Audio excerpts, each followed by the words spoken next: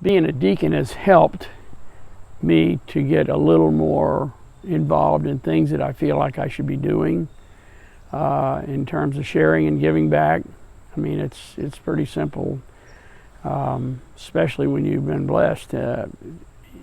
You have an obligation to share the gospel and in your actions. Go look in our basement and see a whole horde of walkers and wheelchairs and such that come in and go out courtesy of Pat Welsh and other people. That's a service that happens all the time. Somebody calls, you got it, this, that, or the other. We had a number of people that needed walkers and wheelchairs and things like that, and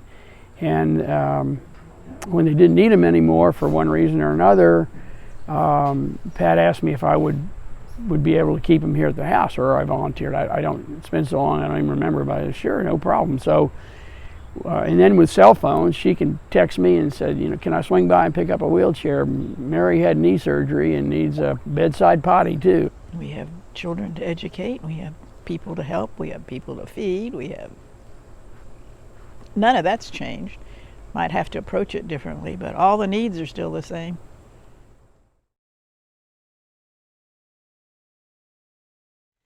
Yeah, once they quit having church services with the COVID lockdown and concerns and everything, we were all, everybody I'm sure was wondering about how do you keep going, and that was when we got introduced to Zoom and that connection and the YouTube. We never used to watch stuff on YouTube, but I was really amazed at the first couple of services that Tara and Peggy and Robert put on with the music and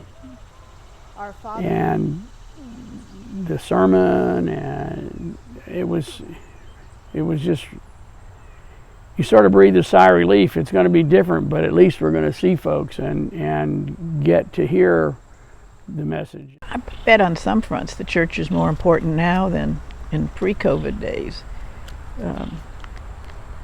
At least for us, it feels like we are in church. And then they have had a fellowship hour afterwards. Not a lot of people connected, but we did.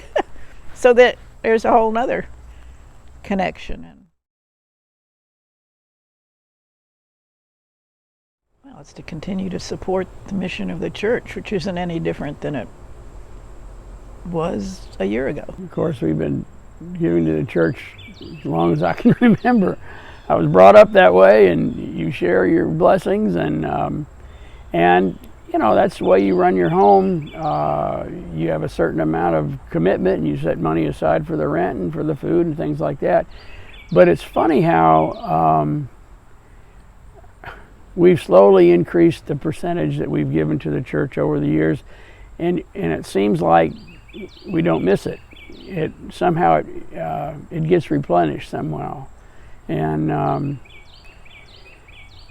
I'd say it also gives you a physical commitment to the church, and you feel like you in your heart you feel like you're part of it because you're supporting it, and you should be supporting it. It's supporting you.